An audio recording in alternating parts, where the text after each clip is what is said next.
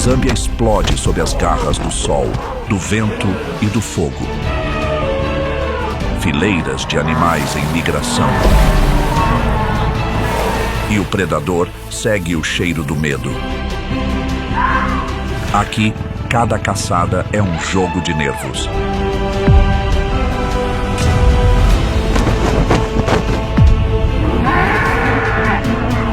Zâmbia selvagem, sobrevivendo na terra dos predadores implacáveis.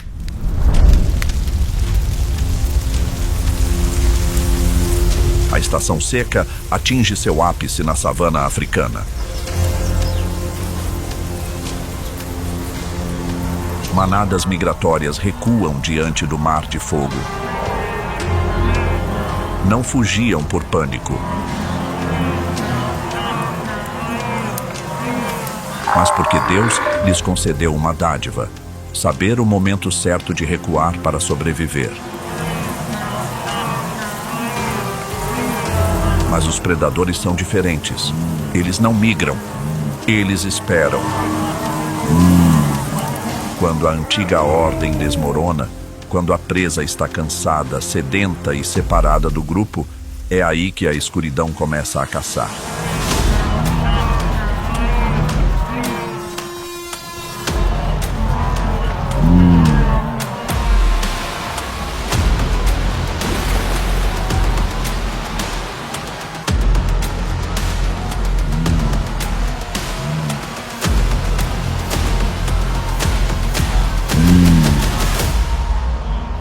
Se você estivesse lá, entre as cinzas e a sede abrasadora, você fugiria ou caçaria?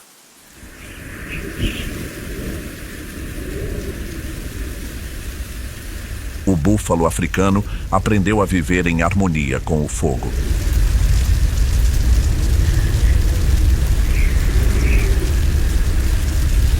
Com um corpo imponente, um macho adulto pode pesar até 900 quilogramas.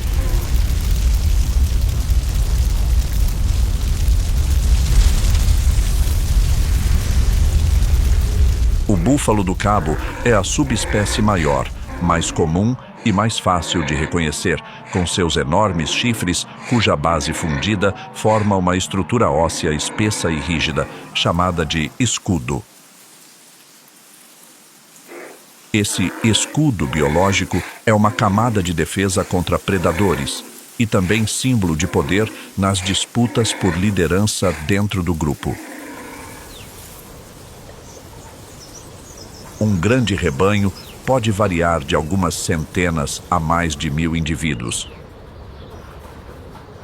Quando atacados por leões, seu principal predador, os búfalos não fogem em desordem. Em vez disso, o grupo forma um círculo defensivo, com os filhotes e os mais frágeis no centro, e os adultos com os chifres abaixados ao redor. Contra-ataques surpreendentes, até mesmo perseguindo e lançando leões ao ar, não são incomuns na natureza. Alguns estudos de observação em Serengeti e Kruger mostram que a taxa de mortalidade de leões ao atacar rebanhos organizados de búfalos aumenta mais de 35% em comparação com ataques a antílopes ou zebras.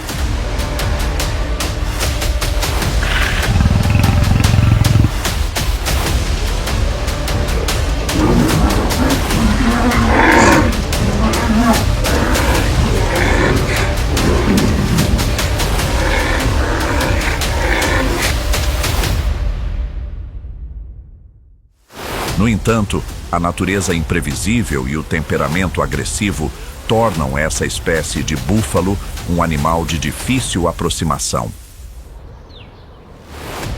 Na lista dos 5 grandes, composta por leão, leopardo, elefante, rinoceronte e búfalo, o búfalo africano é considerado o mais perigoso para os seres humanos.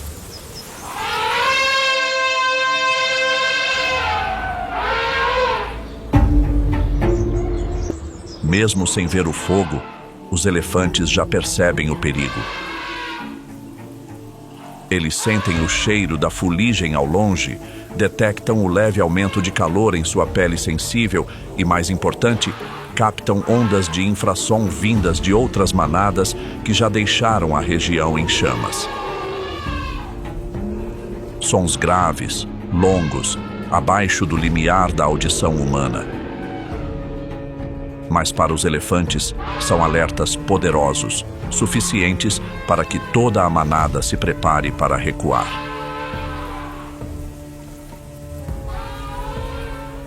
A manada começa a se mover. A fêmea líder, a mais velha e sábia, toma a dianteira, guiando o grupo para longe da zona de risco. Eles seguem por trilhas antigas, passadas de geração em geração, rumo a terras baixas com lençóis freáticos e vegetação menos atingida pelo fogo. Ali, poderão permanecer até que chova ou que as chamas se apaguem. Em plena estação seca, pequenos grupos se juntam, formando um super rebanho com centenas de indivíduos.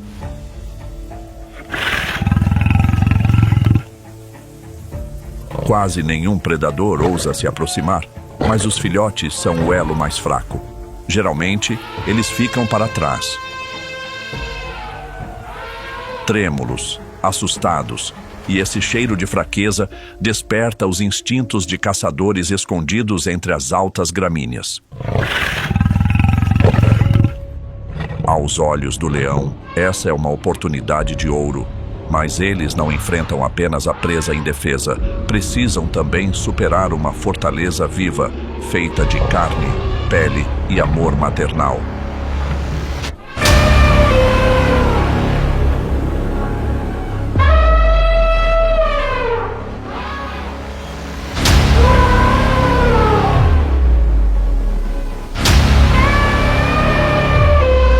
Ao perceber o perigo, a mãe elefanta solta um bramido.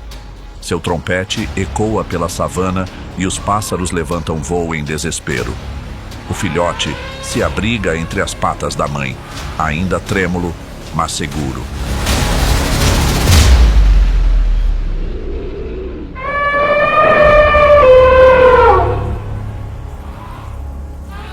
O confronto dura apenas um instante, mas seu eco paira no ar escaldante. Na savana, ninguém está realmente seguro, nem o fraco, nem o forte.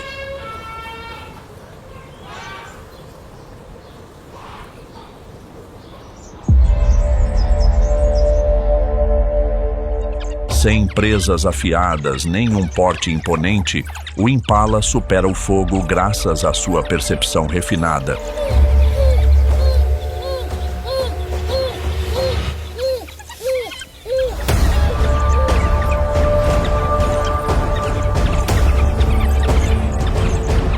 Reflexos extremamente rápidos e uma estrutura corporal otimizada para se mover com agilidade em ambientes instáveis. Com saltos que podem alcançar 3 metros de altura e 10 metros de comprimento, o impala consegue evitar as áreas onde o fogo se espalha.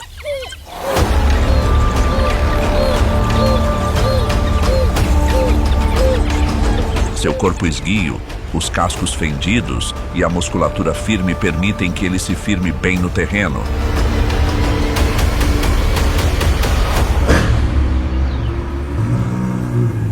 Desvie entre a vegetação densa ou salte do chão em um piscar de olhos. Ao mesmo tempo, num espaço aberto ao longe, a girafa dava passos longos sobre a terra abrasada. Seu corpo alto e imponente se destacava entre a fumaça e os rastros de capim queimado. Com os olhos atentos à distância, ela escolhia o caminho mais seguro, desviando das faixas de fogo que se alastravam rapidamente sobre a vegetação seca.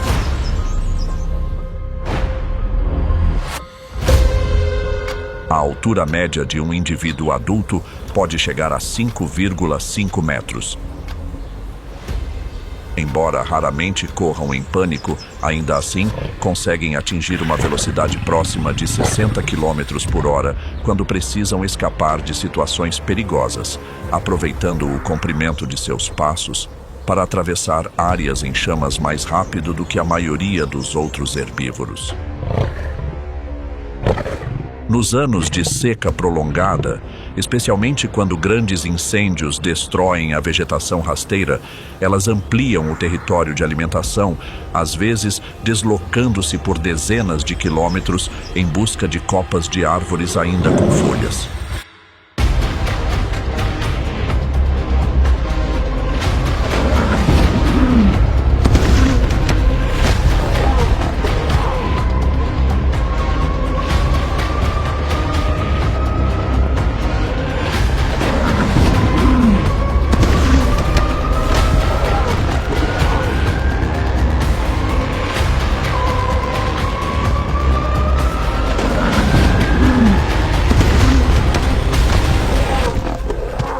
Essa migração geralmente ocorre de forma silenciosa, não em grandes manadas evidentes como as dos elefantes, mas em pequenos grupos dispersos por áreas que ainda possuem alimento e água suficientes. Apesar de não apresentarem comportamento defensivo ativo, a altura e a boa visão ajudam a girafa a detectar predadores de longe, permitindo que outras espécies, como a zebra ou o gnu, reajam a tempo.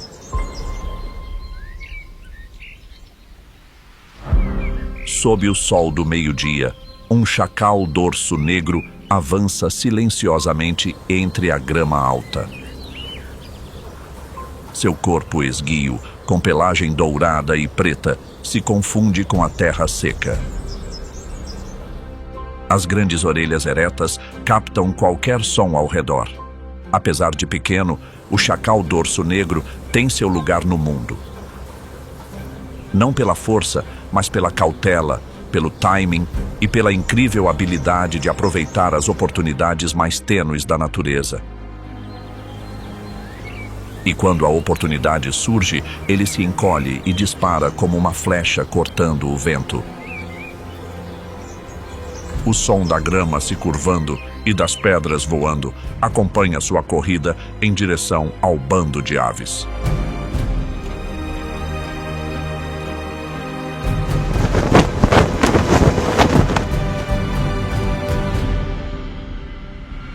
Dessa vez, a sorte não esteve ao seu lado. Mas para um animal que vive de oportunidades como o chacal dorso negro, o fracasso é apenas mais uma parte natural da vida. E o sol continua a nascer, anunciando uma nova caçada, outra chance. Em um momento mais favorável, mas desta vez, ele não pode falhar. Da beira da floresta, um grupo de galinhas da Angola surge, batendo asas freneticamente antes de se espalhar em direção à poça d'água.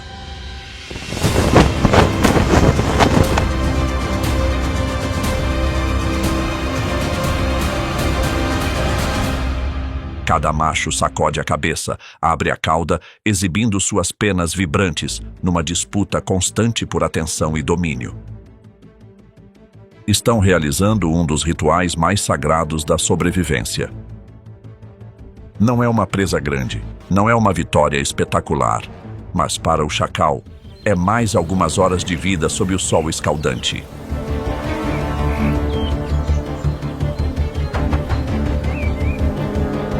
Os capins altos vão rareando e o solo vira cascalho seco. Não há mais aves nem respingos d'água. A paisagem mergulha num silêncio estranho. E é nesse silêncio que uma silhueta elegante surge, leve como o vento roçando o chão. É o caracal, um dos predadores mais enigmáticos e astutos do continente africano. Com pelagem clara e cor de areia, corpo esguio e orelhas longas com tufos negros erguidos como duas chamas, ele se move entre os arbustos espinhosos, quase sem fazer ruído. Não precisa ser barulhento. Não precisa de bando. Vive só, confiando em sua audição extremamente aguçada e reflexos rápidos como um raio para capturar a presa num piscar de olhos.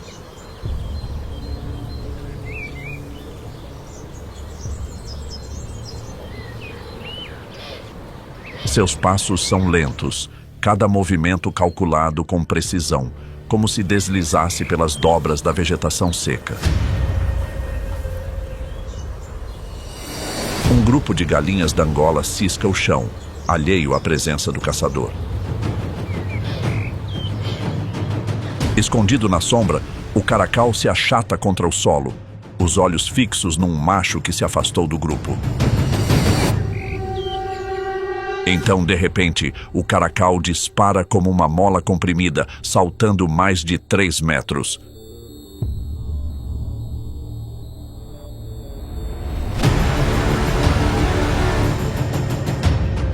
As asas batem em desespero, mas já é tarde. O ataque é preciso, veloz e fatal.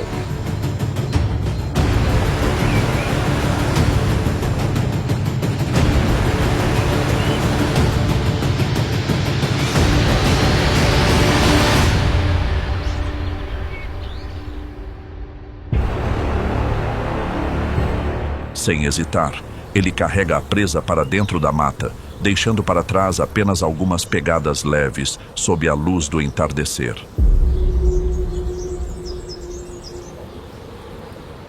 E às vezes, basta um passo em falso, longe do grupo, para que a tragédia comece.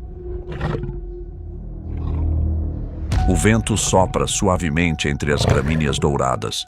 Um jovem búfalo, lento, uma presa suculenta, aparentemente fácil demais.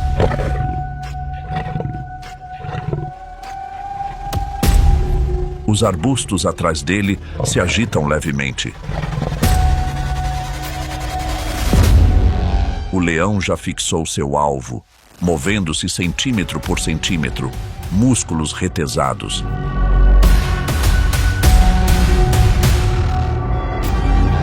Sem hesitar, parte para o ataque, fechando a distância em segundos. A caçada começou.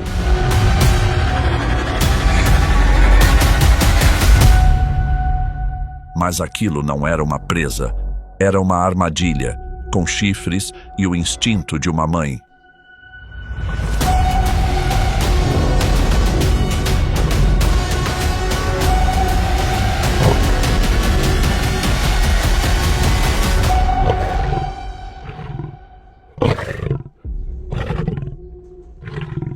Agora, ele jaz ofegante entre o pó vermelho e cascos que golpeiam o chão.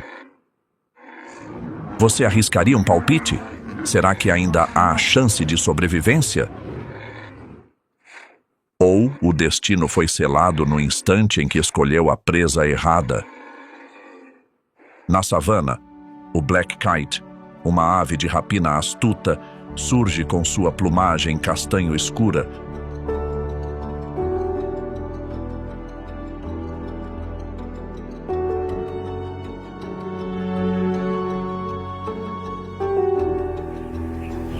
Como se tivesse saído diretamente do coração do incêndio. O Black Kite sobrevive graças à sua habilidade de ler o caos. Aprendeu a transformar o fogo em um verdadeiro banquete a céu aberto. Com asas que podem atingir uma envergadura de até 150 centímetros e uma cauda levemente bifurcada que funciona como um leme inteligente, ele voa por horas sem gastar muita energia. Sua capacidade de ajustar o ângulo de voo com precisão permite que ele deslize rente às paredes de fumaça, onde pequenas criaturas, tomadas pelo susto, correm para longe de seus esconderijos. No ambiente recém-carbonizado, quando roedores, lagartos, rãs ou insetos já não têm mais arbustos para se esconder, o milhafre preto não precisa mergulhar rapidamente. Basta baixar a altitude, inclinar levemente as asas e agarrar a presa com suas garras afiadas. Todo o processo de caça pode durar apenas alguns segundos, Não se trata de uma perseguição ativa, mas de uma arte de aproveitar a oportunidade no meio do caos. Eles não escolhem a presa mais forte, mas sim a mais fraca, ou a mais desesperada, em um cenário sem qualquer proteção. Diferente de muitas outras aves de rapina que dependem de ambientes estáveis e hábitos de caça solitários, o milhafre preto é um exemplo claro de adaptabilidade. Sua dieta onívora permite que se adapte facilmente ao clima, às estações e à disponibilidade de alimento. Podem caçar presas vivas, se alimentar de carniça deixada pelos incêndios ou simplesmente procurar comida em lixões e portos. Nem mesmo o cheiro forte de cinzas os afugenta. Pelo contrário, essa camada de ar e poeira ajuda a mascarar o cheiro corporal das presas, impedindo que alertem umas às outras a tempo. É uma vantagem invisível quando os sentidos de muitos animais ficam debilitados devido à densa atmosfera de fumaça. Entre os comportamentos mais impressionantes já registrados entre os milhafres, o milhafre preto, junto com algumas espécies na Austrália, já foi flagrado carregando galhos em chamas e soltando-os sobre áreas secas de vegetação, como se deliberadamente provocasse novos incêndios. Embora esse comportamento ainda não tenha sido amplamente confirmado na África, ele revela claramente o instinto extremamente proativo da espécie. O uso do fogo como ferramenta de caça, seja de forma natural ou intencional, demonstra uma capacidade extraordinária de aprendizado e adaptação, uma forma elevada de inteligência adaptativa entre as aves. A estrutura social do milhafre preto também é singular. Eles não vivem sozinhos como muitas outras aves de rapina. Pelo contrário, é comum ver centenas de indivíduos compartilhando o mesmo espaço aéreo ou reunidos em árvores grandes próximas a lixões durante a noite. Na época de migração, os bandos podem chegar a milhares de indivíduos, formando nuvens móveis de aves que dormem juntas e trocam informações sobre locais com alimento. Esse comportamento aumenta significativamente suas chances de sobrevivência em ambientes de rápida transformação, especialmente após eventos como incêndios florestais. Presente nos 4 grandes continentes, o milhafre preto é uma das aves de rapina mais bem-sucedidas do mundo. Com uma estimativa global de cerca de 6,7 milhões de indivíduos, é considerada a espécie mais numerosa e amplamente distribuída da família Accipitridae atualmente. Mas os incêndios não são caçados apenas por milhafres pretos.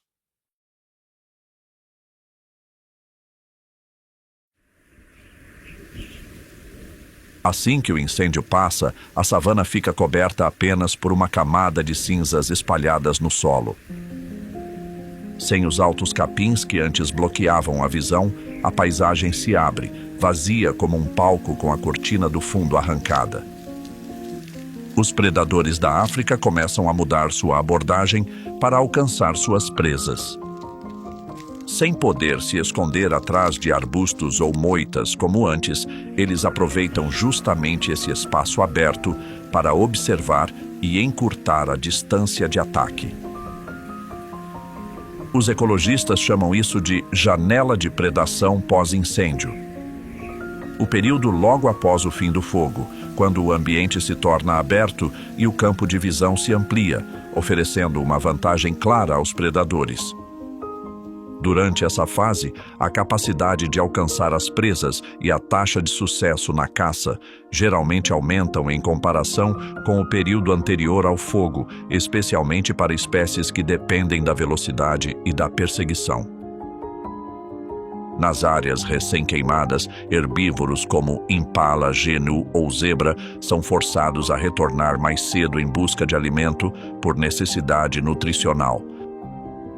Mas como o capim novo ainda não brotou, eles precisam se deslocar por distâncias maiores, às vezes sob sol forte, o que consome energia e reduz o estado de alerta.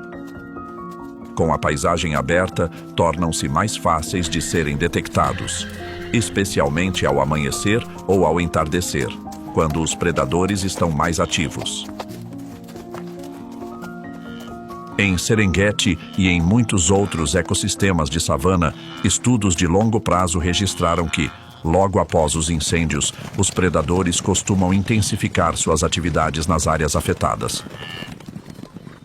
Não se trata apenas de fome, mas de uma lição sobre a capacidade de interpretar e se adaptar rapidamente às mudanças ambientais, uma habilidade de sobrevivência refinada ao longo de milhares de anos de evolução.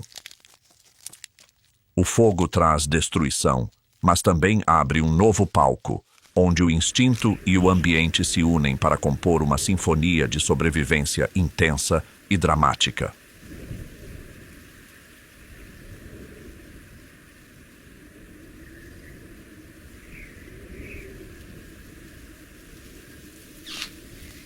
O leão, o único grande felino que vive em grupos, entra em cena com uma estratégia de caça refinada ao extremo.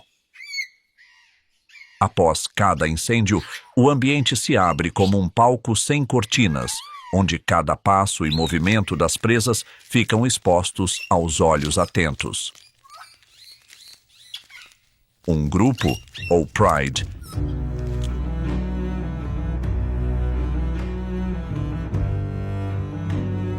é organizado como uma pequena sociedade, composto por várias leoas com laços de sangue, filhotes e 1 ou 2 machos adultos.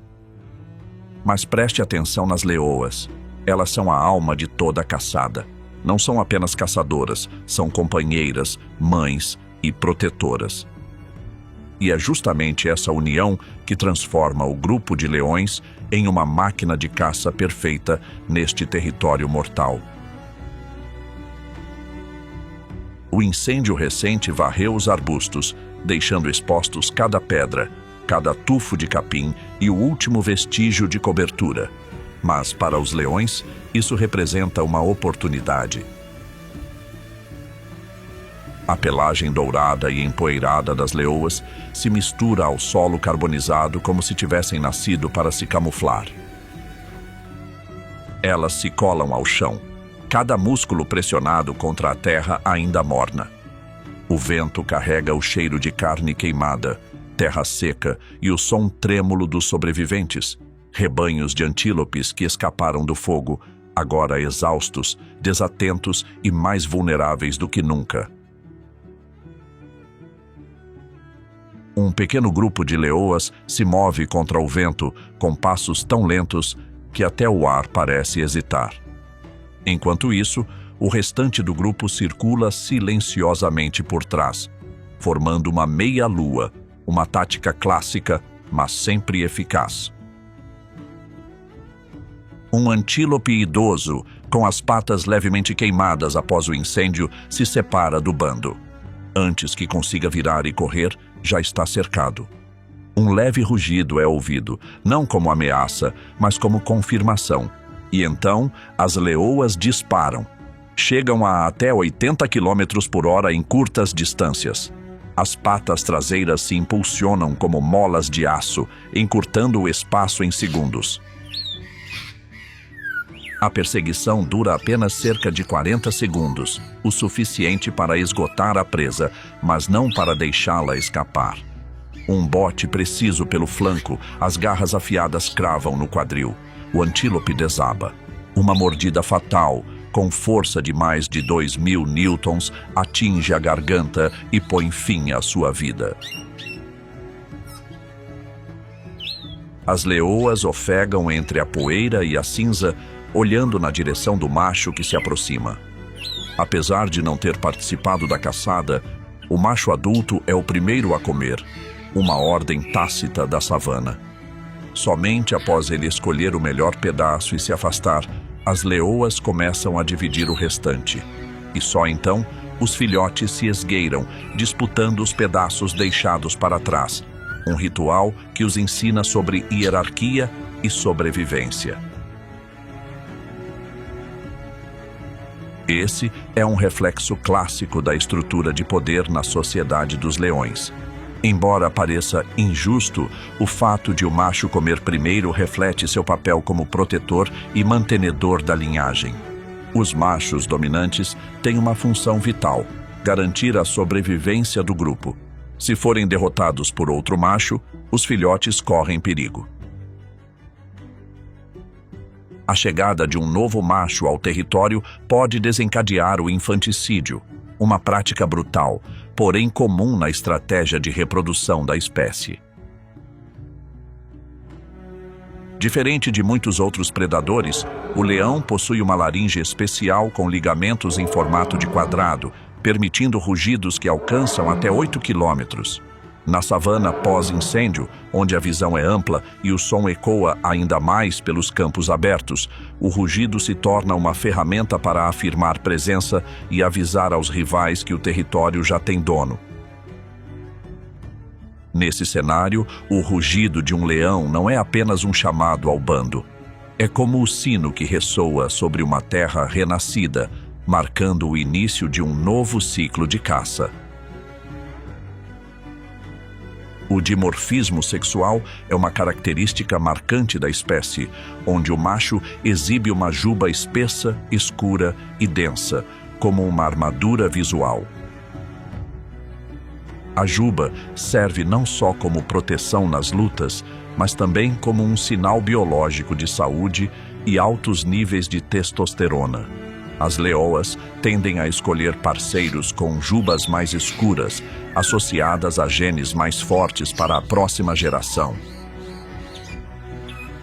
Após os incêndios, quando os alimentos se concentram nas áreas não queimadas ou que estão começando a se regenerar, a competição entre os machos se intensifica. Do ponto de vista evolutivo, os leões surgiram na África há mais de 2 milhões de anos e se expandiram para a Ásia e Europa em períodos geológicos posteriores. Atualmente, restam apenas 2 subespécies principais, uma na Índia, norte da África, e outra no restante da África subsaariana. Sua distribuição se concentra principalmente em áreas protegidas do Quênia, Tanzânia, Botsuana e África do Sul. Contudo, segundo o relatório da IUCN de 2024, a população global de leões selvagens caiu cerca de 43% nos últimos 30 anos. As principais causas são perda de habitat, caça ilegal, conflitos com humanos e queda no número de presas devido à pressão da caça de subsistência.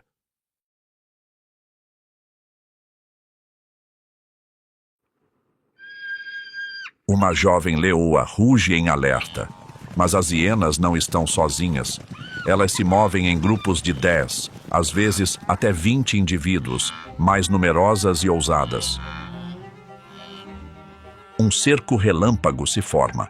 As hienas malhadas só precisam fazer barulho suficiente para exaurir e desorganizar as leoas. Elas se aproximam, fingem recuar e então avançam de surpresa, arrancando pedaços de carne em ataques rápidos como relâmpagos. Um leão adulto ruge e corre em direção ao tumulto. Mas é tarde demais. O grupo de hienas já abocanhou a maior parte do que restava. E da mesma forma que chegaram, desaparecem na escuridão, deixando para trás um caos como se nada tivesse acontecido. No mundo dos predadores, a hiena malhada se destaca não apenas pelo riso característico, mas por sua estrutura social radicalmente distinta. É uma das poucas espécies do planeta com um sistema matriarcal absoluto. As fêmeas não só são maiores e mais fortes, como dominam completamente o clã. Mesmo a fêmea de menor status ainda tem mais autoridade do que qualquer macho do grupo. Essa hierarquia não é aleatória. Ela é herdada diretamente da mãe para os filhotes. Filhotes nascidos de fêmeas de alta posição têm acesso prioritário à comida, ao território e maiores chances de sobrevivência em ambientes competitivos. A reprodução dessas fêmeas ocorre sob condições biológicas extremas. A taxa de mortalidade dos filhotes de primeira cria ultrapassa 60%. E não é raro que a própria mãe morra durante o parto. Ainda assim, superando todas essas anomalias anatômicas, a hiena malhada prospera como um símbolo evolutivo da adaptação. O grupo de hienas surge entre os arbustos queimados, movendo-se em formação dispersa, com olhos que brilham como brasas no entardecer. Não há necessidade de se esconder. Suas presas já não têm força para fugir. Um rebanho de antílopes exaustos, desorientados e empurrados pelo fogo para fora do abrigo, atravessa uma clareira. Basta um momento de distração, um único indivíduo fora de ritmo. E a hiena não precisa de mais do que isso para começar. Diferente dos leões, as hienas não dependem de velocidade explosiva. Elas escolhem o alvo mais fraco e o perseguem de forma persistente, mantendo uma velocidade estável de até 60 km por hora. Não tão rápida quanto os grandes felinos, mas sustentada por mais tempo. Elas se revezam na perseguição, encurralam e isolam a presa do grupo, conduzindo-a até trechos de solo queimado, onde não há esconderijo. Elas sabem que o jogo é de paciência, basta drenar cada gota de energia da vítima.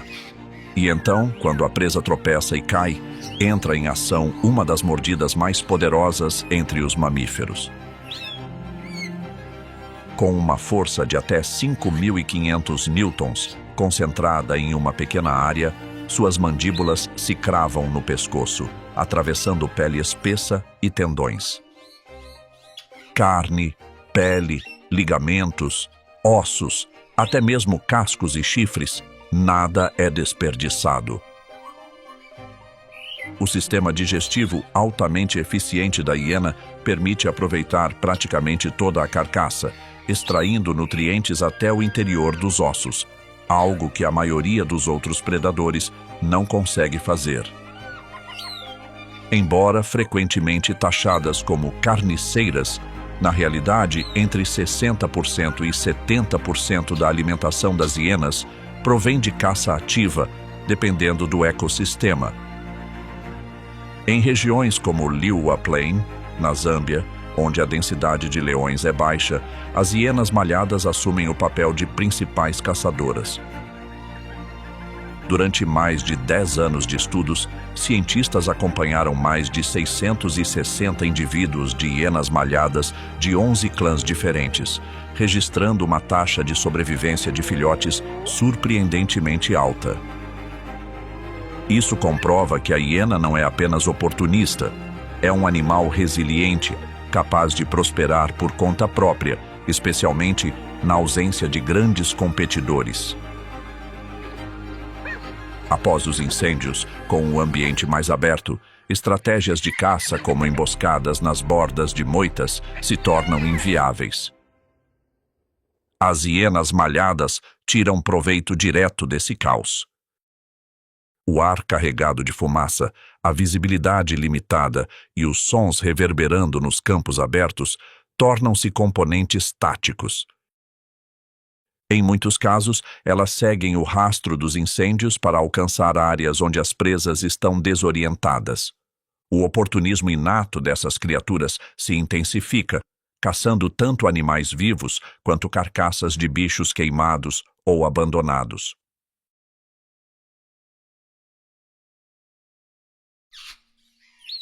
Quando o fogo acaba de se apagar, deixando a savana coberta de cinzas acinzentadas e o cheiro de queimado ainda pairando no vento, colunas de ar quente continuam a subir silenciosamente do solo. Lá no alto, a silhueta de uma criatura voa em círculos, como se estivesse lendo os vestígios restantes da destruição. É o urubu de dorso branco, uma ave conhecida como o faxineiro da natureza. mas cujo papel vai muito além do que o nome sugere. Após o incêndio, onde ataques repentinos deixaram carcaças espalhadas, o urubu de dorso branco entra em cena como uma parte indispensável do ecossistema. Não precisa esperar o solo esfriar completamente.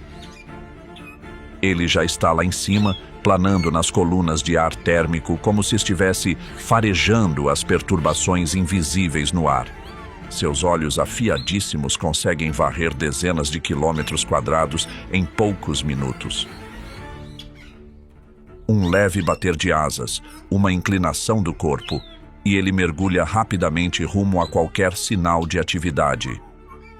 A visão extraordinária é a principal ferramenta que permite ao urubu de dorso branco localizar carcaças a centenas de metros de altura. Mas é o sistema de comunicação social que expande seu alcance de forma impressionante. Quando um indivíduo localiza uma fonte de alimento, em questão de segundos, o céu pode ser preenchido por dezenas ou até centenas de outros, vindos de todas as direções. O simples movimento de pouso de um deles funciona como um convite silencioso, iniciando uma reação em cadeia de eficiência impressionante. O corpo do urubu de dorso branco é uma obra-prima da evolução adaptada à função de necrófago. A cabeça e o pescoço sem penas ajudam a evitar o acúmulo de tecidos mortos, sangue e fluidos corporais das carcaças, além de permitir que a luz solar esterilize a pele exposta após cada refeição. O bico curvado não é muito afiado para rasgar peles espessas, mas é ideal para puxar e rasgar pedaços macios de carne e vísceras, onde se concentram os nutrientes mais valiosos. Seu sistema digestivo possui um estômago com pH extremamente baixo, quase zero, capaz de neutralizar bactérias como as do cólera ou do antrás, que seriam fatais para a maioria das outras espécies. Após um incêndio, as carcaças não são apenas uma consequência biológica, mas também um risco sanitário se não forem removidas rapidamente. E é aí que o urubu de dorso branco atua como a primeira linha de defesa biológica. Ao consumir o que restou, ele impede que agentes patogênicos se espalhem pelo solo, pela água ou através de insetos para animais selvagens, rebanhos e até mesmo humanos. Não é por acaso que ecologistas o chamam de indicador ambiental ou policial da natureza. No entanto, apesar de seu papel ecológico insubstituível, a sobrevivência do urubu de dorso branco está mais ameaçada do que nunca. Nas últimas 3 décadas, a espécie perdeu 81% de sua população, com uma taxa de declínio médio superior a 4% ao ano. Somente na África Ocidental, a redução pode ultrapassar os 90%. De uma espécie outrora comum em toda a região subsaariana, hoje é classificada como criticamente ameaçada na lista vermelha da IUCN. Ao contrário de aves de rapina que caçam presas vivas, o urubu de dorso branco não caça. Ele segue os movimentos de predadores como leões ou hienas malhadas, esperando até que a presa caia e então rapidamente assume a cena. Durante os incêndios, isso ocorre com mais frequência, já que muitos animais morrem de exaustão ou por inalação de fumaça. Tudo o que ele precisa é de um voo preciso, um pouso rápido, e a refeição estará resolvida em menos de 1 hora. Você acha que quem limpa melhor, o urubu ou a hiena?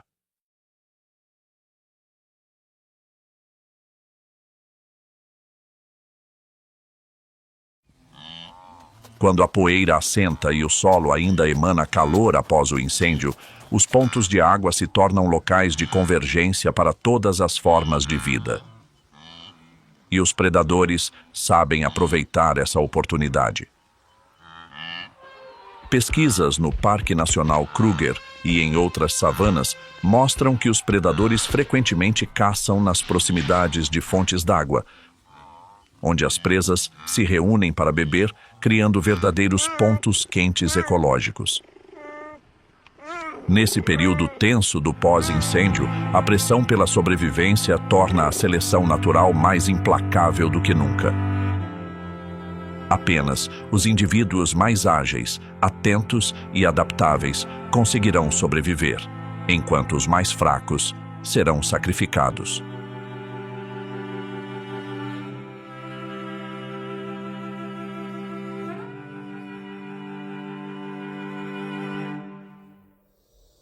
Quando incêndios florestais varrem as planícies, as zebras das planícies costumam ser umas das primeiras espécies a reaparecer sobre a terra, ainda com cheiro de cinza queimada.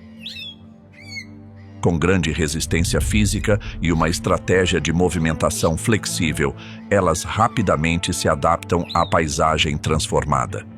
Após o fogo, o capim verde mal teve tempo de crescer. As áreas de pastagem se tornam escassas e os recursos hídricos passam a ser alvos de disputas intensas.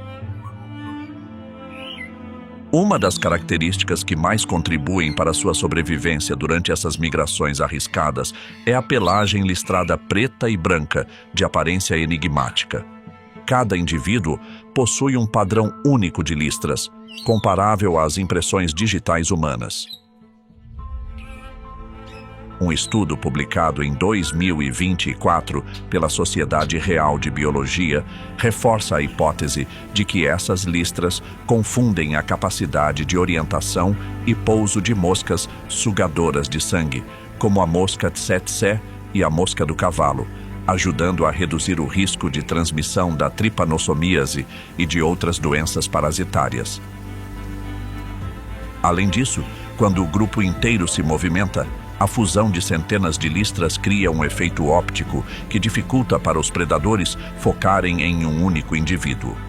Alguns estudos em climatologia biológica também sugerem que as listras podem gerar microcorrentes de convecção, auxiliando na regulação da temperatura corporal quando o ambiente ultrapassa os 40 graus Celsius, uma condição frequente na savana após os incêndios.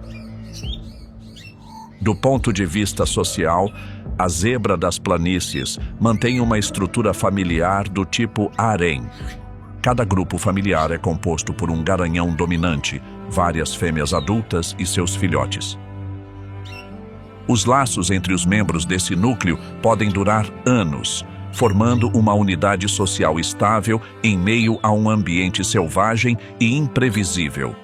Durante a estação migratória, vários grupos familiares se unem, formando grandes manadas com centenas de indivíduos. Uma massa em movimento que reduz as chances de ataques ao atravessar áreas desprotegidas após o fogo. O papel ecológico da zebra das planícies está diretamente relacionado à sua dieta pouco seletiva.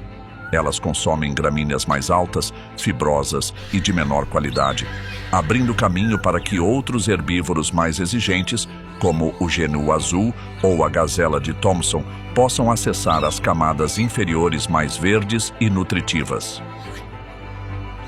Por essa característica, elas geralmente lideram as grandes migrações sazonais, como a travessia de cerca de 800 quilômetros entre Serengeti e Mara, onde mais de 200 mil zebras se deslocam acompanhadas por mais de 1,5 milhões de gnus. Quando enfrentam perigo, o garanhão permanece na retaguarda, usando coices com força de até 3.000 newtons e mordidas potentes para conter o predador. A chita costuma caçar sozinha, mas quando forma alianças com irmãos de ninhada, seus grupos geralmente contam com 2 ou 3 indivíduos. Não é difícil para sua velocidade, que pode chegar a quase 100 km por hora, separar uma zebra das planícies do rebanho. Mas, como não é um felino de grande porte, mesmo alcançando e cercando a zebra, é difícil para ela ter força suficiente para derrubar a presa rapidamente. Desta vez, no entanto, parece diferente. A zebra cede, talvez exausta após a corrida em disparada. Quando ela desaba, as 3 chitas se aproximam e encerram a caçada. Mas qual é o segredo por trás dessa velocidade impressionante? O corpo da chita é uma verdadeira máquina de velocidade. Sua coluna vertebral flexível atua como uma mola, curvando-se e esticando-se a cada passada.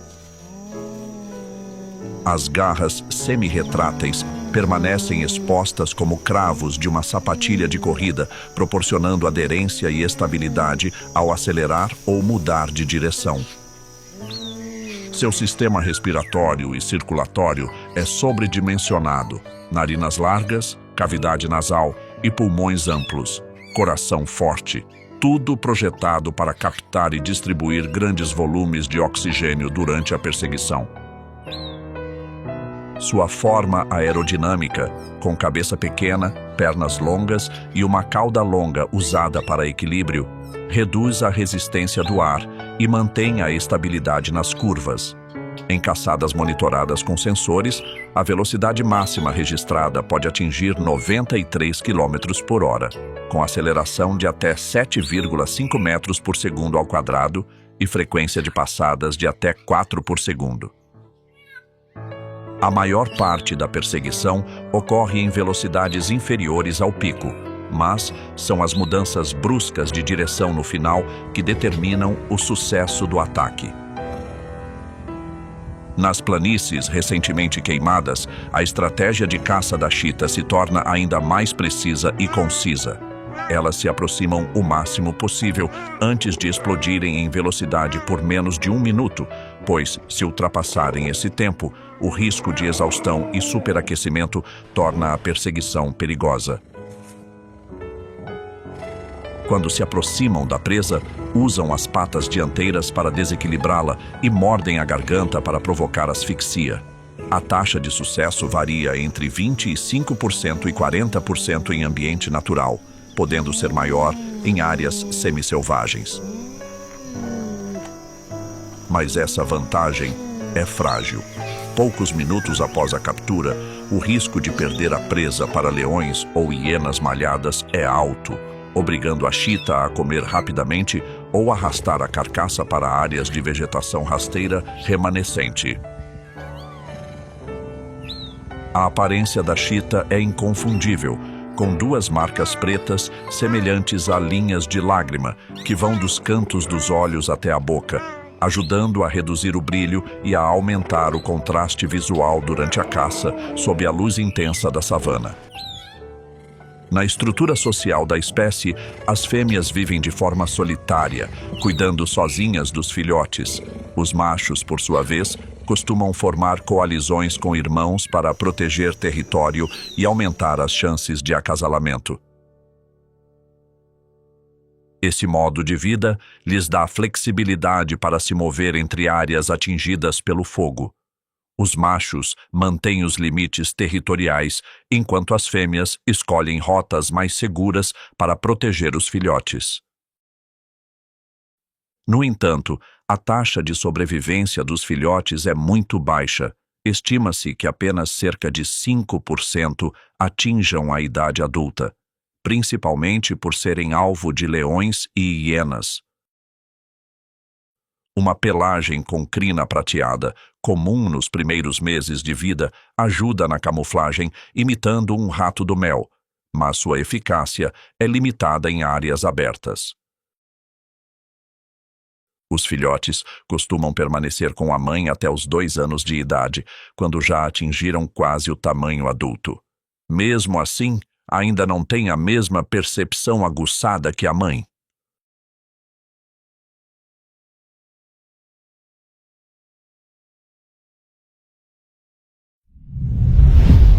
Um filhote de chita se refresca em uma poça d'água.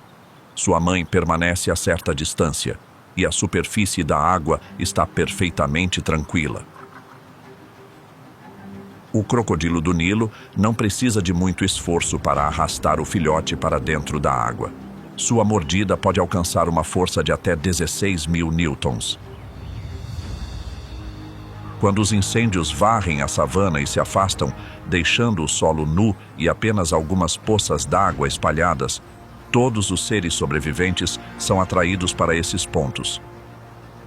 Para os gnus, zebras ou búfalos, a jornada em busca de água torna-se mais longa, mais difícil e muito mais perigosa.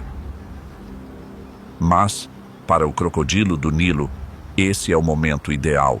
Seu estilo de vida aquático e a habilidade de se esconder sob a água o tornam praticamente imune ao fogo direto. Na verdade, quando as presas são forçadas a se concentrar ao redor de fontes escassas de água, as poças se transformam em armadilhas naturais. No mundo dos predadores, o crocodilo do Nilo é um verdadeiro mestre da emboscada.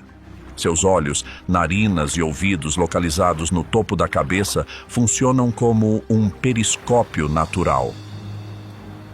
O corpo imenso permanece submerso, revelando apenas pequenos pontos de observação. Uma estrutura especial chamada válvula palatina fecha a traqueia ao morder debaixo d'água, enquanto a terceira pálpebra funciona como um óculos de natação transparente, protegendo os olhos sem comprometer a visão. A pele é coberta por placas ósseas rígidas, chamadas osteodermos, que funcionam como armadura, protegendo contra reações violentas da presa e ajudando na regulação térmica ao tomar sol ou permanecer na água.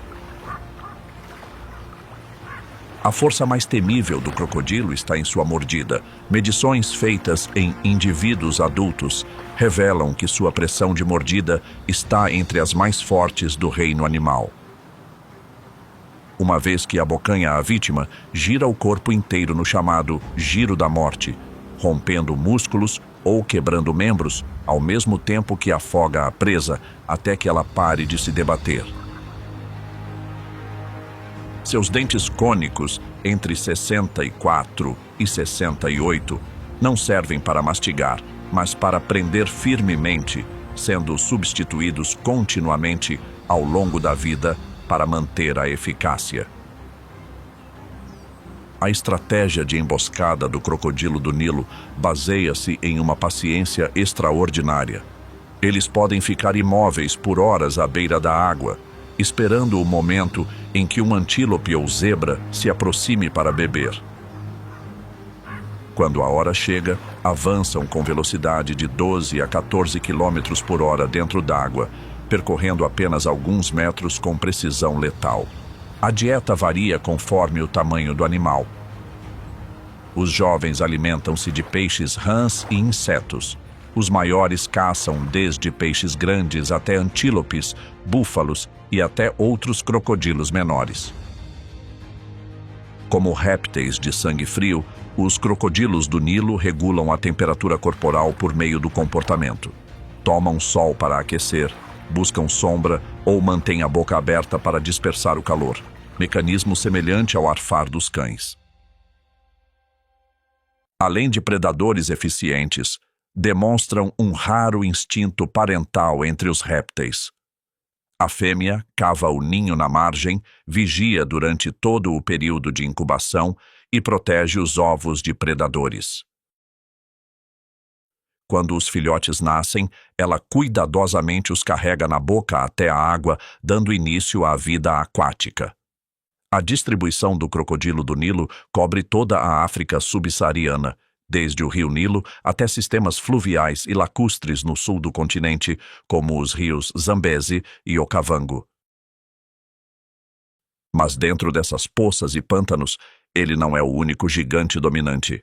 Ainda resta outro colosso por ali. E sua mandíbula não é menos assustadora que a do crocodilo do Nilo.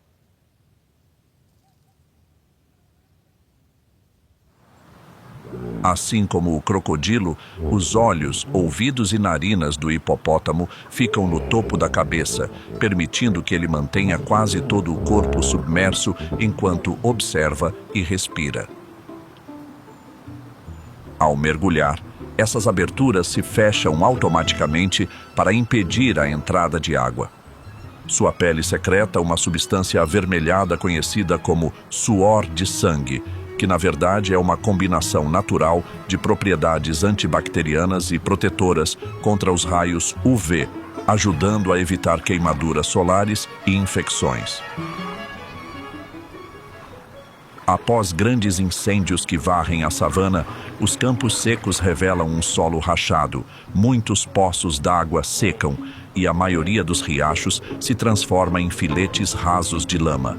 Nesse momento, o hipopótamo inicia sua jornada em busca das últimas fontes de água restantes. Sua sobrevivência no ambiente pós-incêndio depende do modo de vida semiaquático. Durante o dia, permanece submerso para evitar o calor intenso e minimizar a perda de água. À noite, percorre vários quilômetros em terra firme para se alimentar de capim. Registros nas regiões do rio Luangwa e no lago Naivasha mostram que, após grandes queimadas, os hipopótamos tendem a se concentrar com maior densidade nos corpos d'água mais profundos, o que aumenta a competição territorial entre os machos adultos. Apesar de passar a maior parte do tempo na água, o hipopótamo não é um bom nadador. Seu corpo pesado e compacto faz com que ele se desloque andando ou correndo pelo fundo dos rios. Esse mecanismo ajuda a economizar energia e manter o equilíbrio, especialmente quando lama e sedimentos se acumulam após os incêndios e as primeiras chuvas. Em terra, durante a alimentação noturna, cada indivíduo pode consumir de 35 a 40 quilos de capim curto em um raio de 2 a 5 quilômetros a partir de seu refúgio. Esse consumo é baixo em relação ao peso corporal médio, de 1.500 a 1.800 quilos nos machos adultos, graças ao metabolismo lento e ao estilo de vida pouco ativo durante o dia. A arma mais impressionante do hipopótamo está em sua mandíbula gigante, capaz de se abrir até 150 graus. Os caninos, em forma de presas, chegam a medir até 50 centímetros e não são usados para alimentação, mas sim para combate e defesa. A força de mordida estimada ultrapassa 12.000 newtons, suficiente para esmagar madeira ou destruir pequenos barcos. Conflitos territoriais entre machos adultos são comuns em trechos de rio mais estreitos após os incêndios, quando os recursos hídricos ficam fragmentados, aumentando a pressão populacional. A personalidade do hipopótamo é conhecida por ser imprevisível. Eles controlam trechos de rios ou lagos junto com as fêmeas e os filhotes e estão prontos para atacar crocodilos, barcos de madeira ou até leões se sentirem ameaçados ou tiverem sua rota de fuga para a água bloqueada. Dados de segurança da fauna africana de 2024 mostram que o hipopótamo é a principal causa de mortes humanas em confrontos com animais selvagens na África subsaariana, superando elefantes e leões. Quanto à distribuição, o hipopótamo está presente na maioria dos grandes rios e lagos da África Oriental, Central e Austral, desde o rio Nilo, em Uganda e Sudão do Sul, até o Lago Vitória, o rio Zambeze e deltas como o Okavango. A estimativa populacional em toda a África entre 2024 e 2025 varia entre 115.000 e 130.000 indivíduos adultos, sendo classificado pela IUCN como vulnerável devido à perda de habitat, caça ilegal e conflitos com humanos. No ambiente pós-incêndio, o hipopótamo desempenha um papel ecológico crucial. Sua alimentação noturna ajuda a controlar o crescimento do capim nas margens dos rios, enquanto seus dejetos ricos em nutrientes alimentam organismos aquáticos. Com o retorno da estação das chuvas e o surgimento de capim novo, os grupos de hipopótamos se dispersam, reduzindo a tensão territorial e migrando novamente para áreas de águas rasas temporárias. Mas no período crítico logo após o incêndio, sua estratégia de sobrevivência depende da conservação de energia durante o dia. Eles aproveitam ao máximo os corpos d'água restantes. Ao mesmo tempo, mantêm o controle de seu território por meio da força física e da poderosa mandíbula. Após o fogo se apagar, toda a savana se estende como uma pintura em tons únicos, com o solo escurecido e o silêncio tão profundo que é possível ouvir o som do vento. À primeira vista, parece que a vida foi completamente apagada, mas apenas alguns dias depois, a partir das raízes escondidas sob a terra, os primeiros brotos começam a surgir. Esse é o poder das espécies capazes de se regenerar a partir da base, protegidas por uma casca espessa e um sistema radicular resistente. Dentro delas, gemas dormentes permanecem à espera, como tesouros guardados durante a provação. Pesquisas mais recentes mostram que a maioria das plantas perenes da savana pertence a esse grupo, o que permite uma rápida regeneração da cobertura vegetal após os incêndios. Por outro lado, algumas espécies só conseguem se recuperar por meio de sementes. Elas precisam do momento certo e das condições adequadas para germinar. Quando o fogo ocorre fora da estação de crescimento, a capacidade de regeneração cai drasticamente, com dados que apontam uma redução clara nos indicadores ecológicos. À medida que o capim novo se espalha, os herbívoros retornam, atraídos pela fonte de alimento rica em nutrientes. Eles vêm em bandos, deixando pegadas entrelaçadas sobre o solo recém-recuperado. A presença deles atrai os predadores, reiniciando a cadeia de relações ecológicas que havia sido interrompida. Observações de campo mostram que, em apenas alguns meses, a densidade de animais nas áreas queimadas pode aumentar em mais de 1/3 em relação ao período anterior, enquanto a atividade predatória também cresce visivelmente. O céu acima torna-se mais movimentado com a chegada das aves. Algumas aproveitam a nova oferta de alimento surgida após o fogo, outras simplesmente retornam ao seu território antigo. No solo, muitos répteis e pequenos mamíferos se beneficiam dos novos espaços abertos para se locomover, buscar alimento e se reproduzir, embora também enfrentem riscos maiores devido à escassez de abrigos.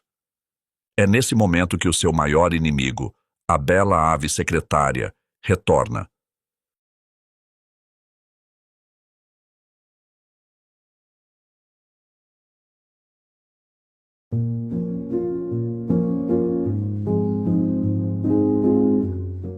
A ave secretária é uma espécie de ave de rapina endêmica da África, distribuída por toda a região subsaariana, do Senegal até a Somália, estendendo-se até o sul da África. Sua altura pode chegar a 1,3 metros, com envergadura de 1,9 a 2,1 metros. Ela se desloca principalmente pelo solo com suas pernas longas, firmes e ágeis, percorrendo em média de 20 a 30 km por dia. Em vez de caçar do alto como as águias ou os gaviões, ela avança diretamente em direção ao alvo com passos largos e ataca com um chute forte de cerca de 195 newtons, o equivalente a 5 vezes o peso do seu corpo. Essa força é suficiente para esmagar o crânio de uma cobra grande em apenas alguns golpes precisos. No período após o incêndio, essa estratégia se torna ainda mais eficaz. A superfície aberta facilita a detecção de presas à distância, enquanto as pernas longas mantêm uma distância segura contra eventuais investidas de cobras. Sua dieta inclui grandes insetos, filhotes de aves, ovos, répteis e pequenos mamíferos, mas o destaque está em sua habilidade de abater cobras venenosas como a naja e a víbora peluda. A imagem de uma ave alta, caminhando pela savana desolada, encurralando a presa e desferindo um chute decisivo, tornou-se símbolo de força e precisão. A história evolutiva mostra que ela pertence à família Accipitridae, junto com águias e milhafres, mas se separou em um ramo próprio há mais de 50 milhões de anos. A combinação entre a cabeça e o bico de uma ave de rapina com as pernas de uma ave corredora é resultado de um longo processo de adaptação às planícies abertas. Isso permite que mantenha velocidade e resistência por longas distâncias, ao mesmo tempo em que executa ataques potentes quando necessário. O papel dessa ave no ecossistema não se limita ao controle das populações de cobras e pequenos animais, mas também contribui para o rápido reequilíbrio após perturbações naturais.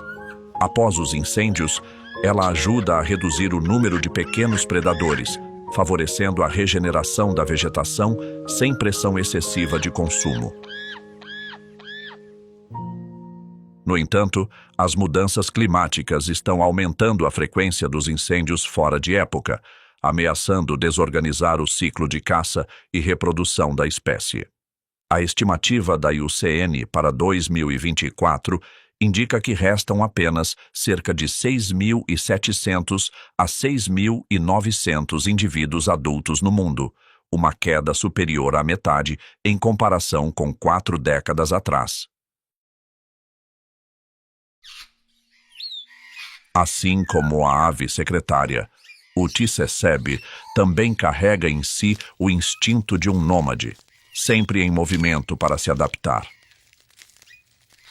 Agora, com o fogo já tendo varrido a savana, transformando os campos em solo escurecido e deixando para trás troncos queimados e estéreis, eles retornam. O sistema de rastreamento por GPS, instalado em tsessebes em Botsuana, mostra que a velocidade média de migração após o incêndio aumenta em comparação com as condições normais, com deslocamentos contínuos e prolongados. O tsessebe é conhecido como o atleta de pista do mundo dos antílopes. Sua velocidade máxima pode atingir de 80 a 90 km por hora e, mais importante ainda, é a capacidade de manter uma velocidade alta por longos períodos. Essa é uma vantagem significativa em relação a muitos predadores de resistência, como a hiena malhada ou o cão selvagem africano. Seu estilo de corrida oscilante, com pernas longas e finas, ajuda a economizar energia, algo especialmente útil quando precisam se deslocar constantemente entre áreas de pastagem distantes após os incêndios. A pelagem castanho-avermelhada, brilhante e com reflexos arroxeados sob o sol, junto com manchas escuras quase negras no rosto, ombros e parte superior das pernas, permite que o tsessebe se misture com as cores da vegetação parcialmente queimada, oferecendo uma camuflagem temporária contra predadores. Os chifres em forma de S, com sulcos e curvados para fora e depois para cima, servem tanto como ferramenta de defesa quanto em disputas territoriais. Nas áreas queimadas, ocupar pontos altos torna-se mais importante do que nunca. Eles costumam subir em cupinzeiros ou elevações de terra remanescentes para observar, detectar inimigos à distância e orientar o grupo em espaços abertos.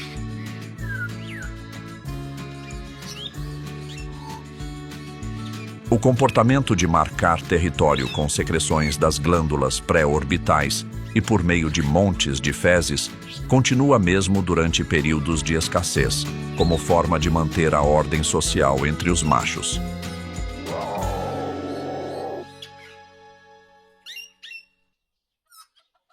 Quando o fogo já passou, a savana resta apenas com o cheiro de fumaça persistente, solo manchado de preto e troncos de árvores desnudados.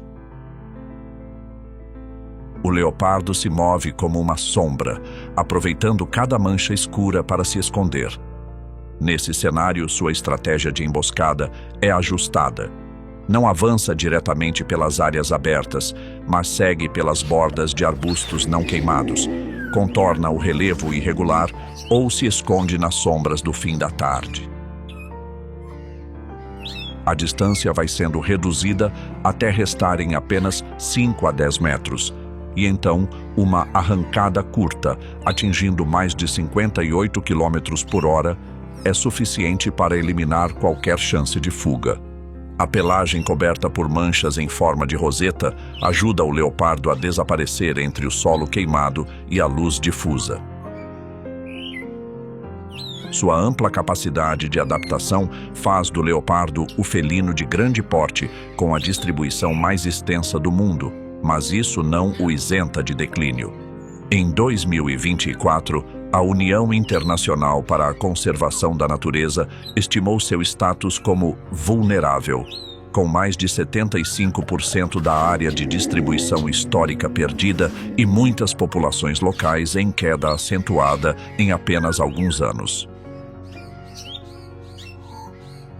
Em áreas como Serengeti, a densidade média chega a cerca de 5,4 a 5,7 indivíduos por 100 km², enquanto na região de Zoutpansberg, na África do Sul, o número cai para apenas 4,7.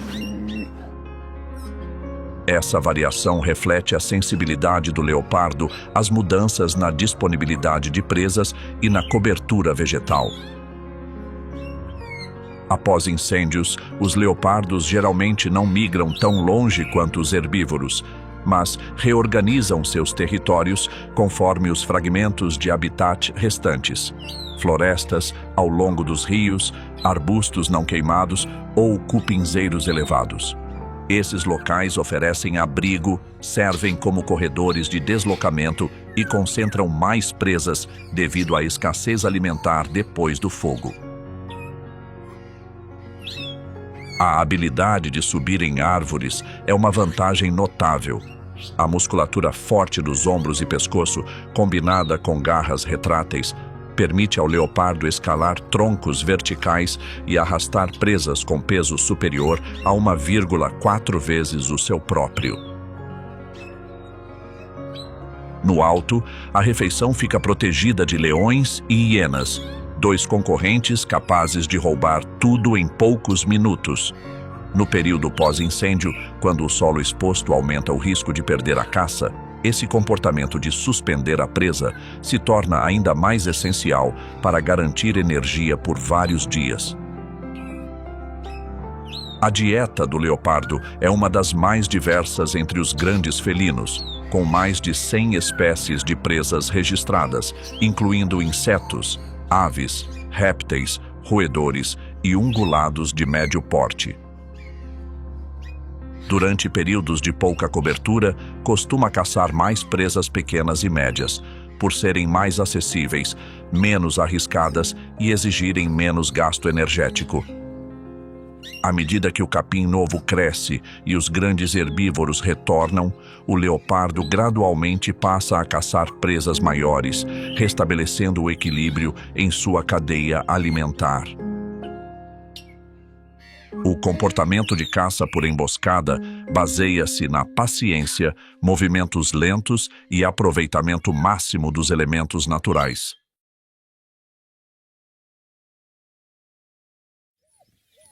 Como um dos bandos predadores mais eficazes da África, o cão selvagem africano também possui estratégias próprias para antecipar a presa quando o incêndio na savana começa a cessar. Durante esse período, eles podem aproveitar as mudanças temporárias no ambiente para ampliar o campo de visão e criar condições mais favoráveis à sua tática de perseguição prolongada.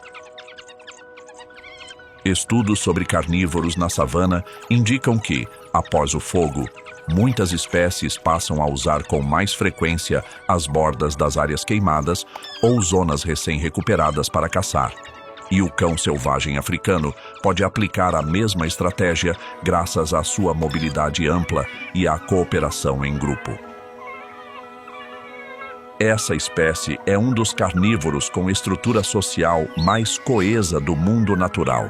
Cada grupo geralmente tem apenas um casal alfa reprodutor, mas todos os membros cuidam dos filhotes e apoiam indivíduos feridos ou idosos. Esse comportamento de seguro de saúde, alimentar membros que não conseguem caçar até que se recuperem, é extremamente raro entre os carnívoros. Antes de cada caçada, o bando participa de um ritual de saudação animado. Correm em círculos, se esfregam e emitem sons agudos para reforçar o espírito de equipe. A habilidade de caça do cão selvagem africano baseia-se na resistência e na coordenação tática. Eles conseguem manter uma velocidade de cerca de 60 km por hora durante vários minutos, perseguindo a presa por distâncias de 2 a 5 km até que ela se esgote. Os indivíduos se revezam na liderança e nos flancos, garantindo pressão constante. A taxa de sucesso nas caçadas varia entre 60% e 80%, dependendo da região e das condições. O índice mais alto entre os grandes predadores africanos. Após a captura, compartilham a presa, dando prioridade aos filhotes e aos membros que não participaram da caçada. Fisicamente, cada indivíduo possui uma pelagem manchada de preto, amarelo, branco e marrom exclusiva, como uma impressão digital humana, que oferece camuflagem eficiente em diversos tipos de ambiente, inclusive sobre vegetação queimada. As grandes orelhas arredondadas funcionam como antenas multidirecionais, ampliando a audição e ajudando na dissipação do calor quando a temperatura do solo pode ultrapassar 45 graus Celsius após os incêndios. Sua dentição é especializada para uma dieta hipercarnívora, com pré-molares grandes e afiados que permitem rasgar carne rapidamente e reduzir o tempo de alimentação. Uma vantagem importante em áreas abertas, onde há competição com leões ou hienas. O papel ecológico dessa espécie está no controle da população de herbívoros de porte médio, como o impala, o bushbuck e outras espécies de antílopes, ajudando a manter o equilíbrio entre fauna e flora no ecossistema da savana. Após os incêndios, se conseguirem de fato tirar proveito do ambiente aberto para caçar com mais eficiência, podem influenciar diretamente a velocidade e a direção da recuperação das populações de presas e, indiretamente, a regeneração da vegetação.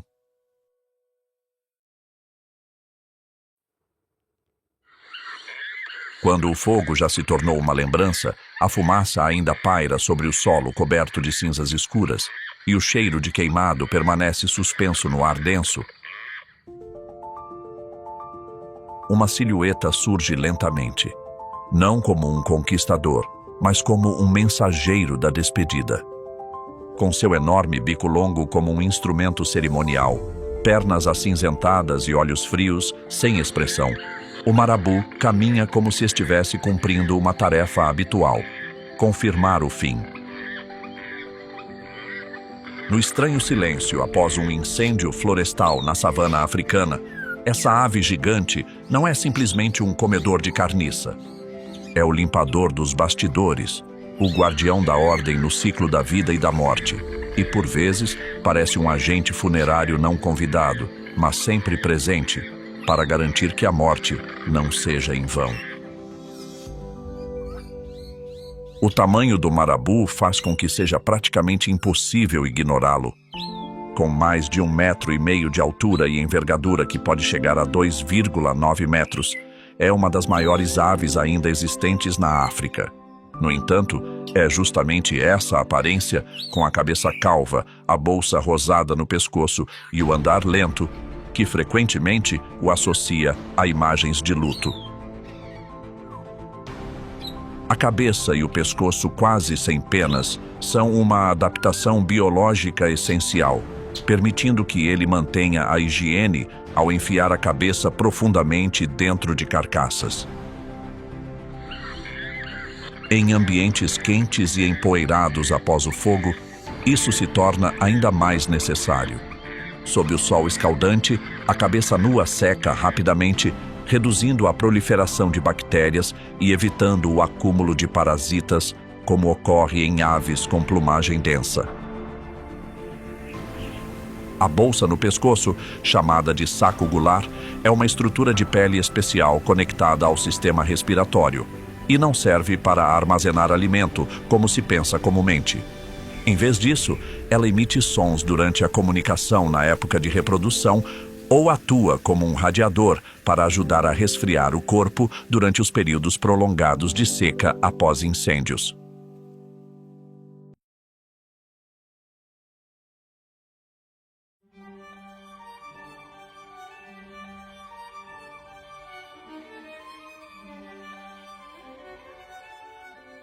Ao apoiar programas de reflorestamento, reduzir o consumo de produtos derivados da vida selvagem ou disseminar conhecimento sobre conservação, contribuímos para tecer uma rede de proteção à vida.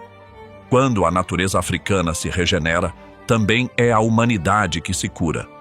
Proteger os ecossistemas não é apenas uma responsabilidade de um continente, mas uma missão global, que começa com a consciência de cada pessoa, cada escolha e cada mensagem compartilhada hoje.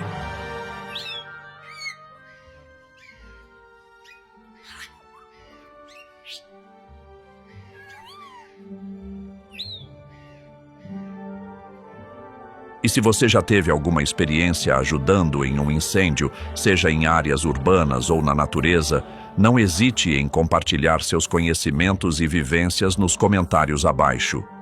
Eles podem ser fonte de inspiração e motivação para os esforços de conservação da natureza, dos animais em risco e do habitat humano, ajudando a preservar os ecossistemas para as próximas gerações.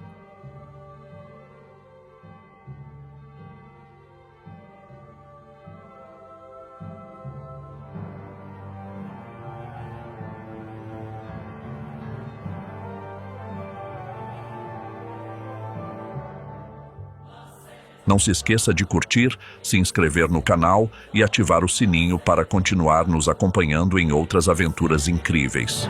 Ou, se preferir, continue acompanhando a jornada de sobrevivência das espécies selvagens em outras regiões em A Última Resistência, quando as presas revidam com fúria, ou Savanas e Alasca, migrações e o poder da criação.